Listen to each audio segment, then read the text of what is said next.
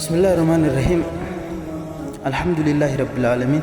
وبه نستعين على أمور الدنيا والدين وبعد. السلام عليكم ورحمة الله وبركاته. بقى قويا رانتنا قويا جعلا قويا خبجما خنا نجين سنينجا قويا قويا جمعات إن شاء الله تعالى. قويا جمعة خنا نبي صلى الله عليه وسلم خير يوم طلعت فيه الشمس الرجال قويا دون كيسباتو يا نبي صلى الله عليه وسلم. قويا جمعة قويا جبا دي تحيا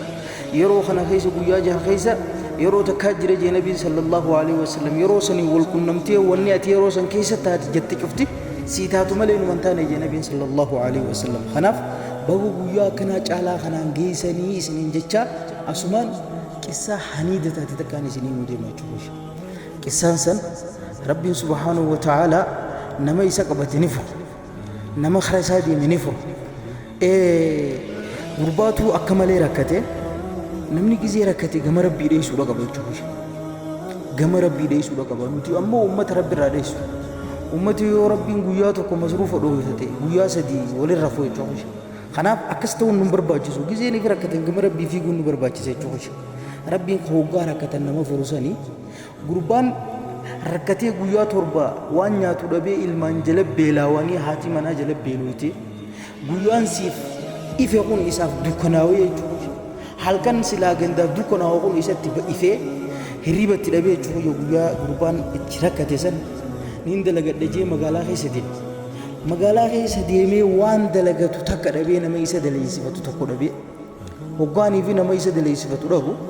la'acmalanna ma'a rabbii jee rabbii xiyyaa wajjiniin dalaga ani eegaan nama na daleessifatu dhabe rabbii xiyyaa wajjiniin dalaga jee deeme jechuudha moggaa bishaan baarkana dhaqee qaama isaa dhiqatee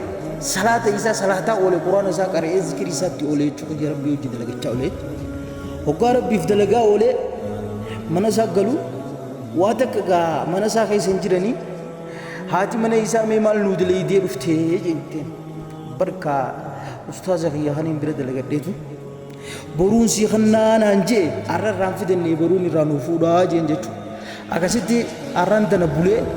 ganamas ga haruma mana tawata kan kamne ilma wata kan kamne tabo chubira behe hoga behe mas baka namni huli dabbatu dake dabbate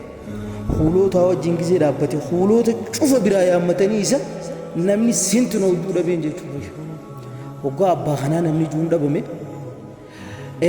arrantana smurte kate gana mana dale isi sudabe rabbi khiya wajinin dalagadde je hote أراس بكم خلي ركيسان دكي صلاة أولي قراءة أولي ذكرى أولي ربي إذا تيجي هو قالوا ميمال نفيد تناتي من أمس